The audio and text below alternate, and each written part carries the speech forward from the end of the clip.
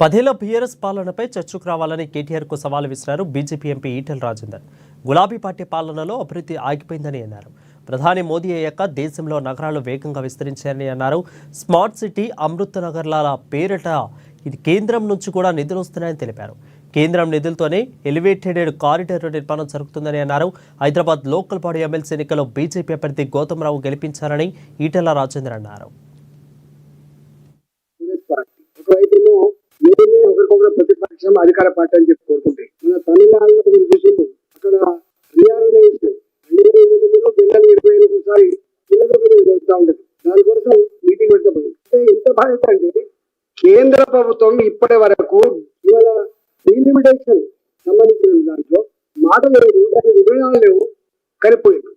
ఎక్కడ భయం అవుతుందంటే భారతీయ జనతా పార్టీ వేగాన్ని తట్టుకోలేకపోతున్నాం. భారతీయ జనతా పార్టీకి ప్రజల్లో పెరుగుతున్న ఆదరణ చూసి ఓర్వలేని తరంతో ఇవాళ వీధి కొట్లాడుకుంటున్నారు, కానీ లోపల మాత్రం అందరూ ఒకటే ఉన్నారు. నేను విజ్ఞప్తి చేస్తా ఉన్నా, ఇక్కడ మజ్లిస్ పార్టీ అదో కుటుంబ పార్టీ, బీఆర్ఎస్ పార్టీ అదో కుటుంబ పార్టీ, కాంగ్రెస్ పార్టీ అదో కుటుంబ పార్టీ.